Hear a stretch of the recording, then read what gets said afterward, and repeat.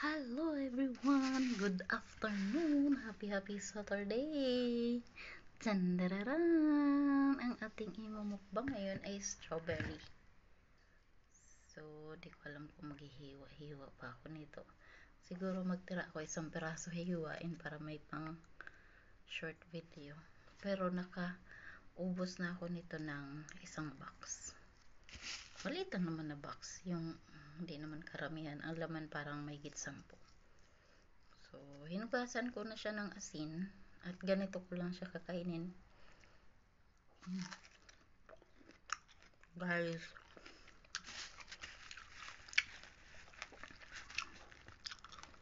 may isi-share ako sa inyo.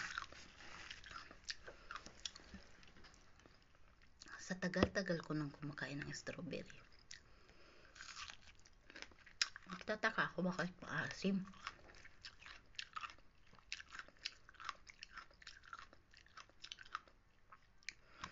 So, nalaman ko siya. Ito pala ay mataas sa vitamin C.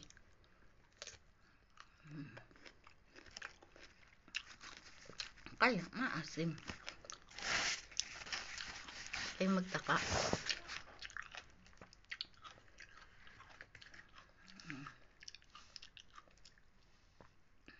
Para siyang, ano ba, yung katulad ng bakit pag kinain mo yung mangga na hilaw, maasim. Ganon.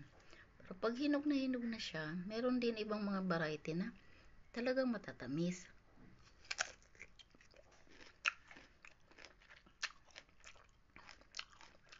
Naalala ko nung sa Pinas, 'di ba? Halos galing lang ng Baguio ang strawberry. Dito ng December. Ganyan. Medyo mura lang siya. Then, ang ginagawa ko noon is niluluto ko talaga siya sa asukal. Kasi nagtataka talaga ako noon kung bakit maasim. So, lulutuin ko siya sa asukal. Tapos, ipalaman ko siya sa tinapay. Strawberry. Pero dapat, ito guys, kakainin mo siya ng ganito.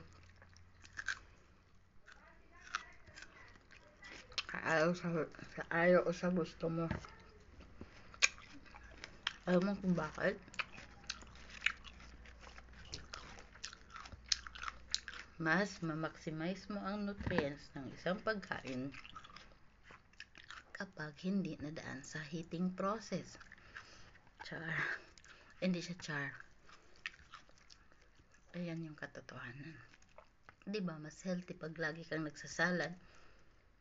Basta, malinis ang pagka-prepare. Hinugasan mo siya ng maayos. Yun. Katulad din ng prutas, pag hinugasan mo ng maayos, mas okay siya. Nakakainin mo siya ng as it is. Para yung health benefits ng isang prutas ay makukonsume ng katawan mo.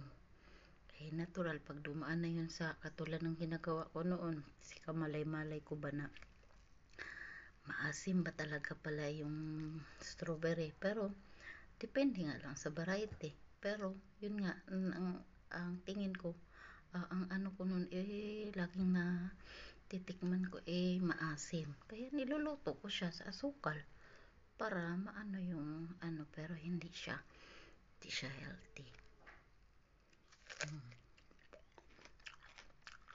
Kaya nagkakaroon ng ganun kasi sa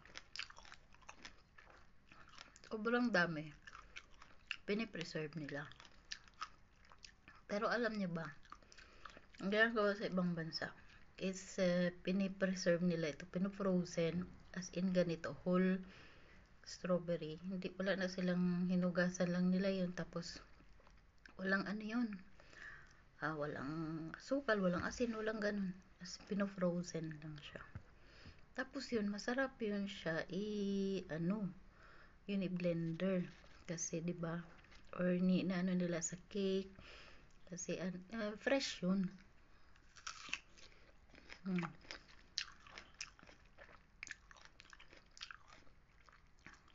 yung natural na asim niya is kailangan ng katawan natin.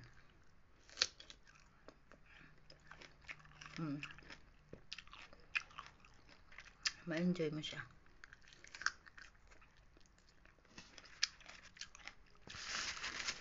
Yun lang ang ating mukbang ko today.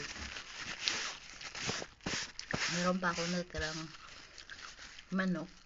Iaano ko siya sa cauliflower. Mamaya, yan, imumukbang natin. So, ayan. Masarap siya, guys. Pag kung ano ang season ng buwan, every time, 'di ba? May season ng kiwi, may season ng blueberry, may iba't ibang berry o kung saan man tayo ng country ngayon, bawat country may mga season ng mga prutas, samantalahin ninyo yun. Mag-consume tayo ng ganito, fresh.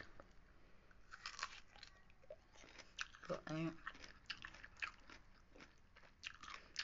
para maiwasan natin yung pagkakaroon ng sakit sa katawan. Para marami pa tayong ma-upload.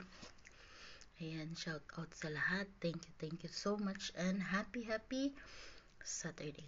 Happy weekend.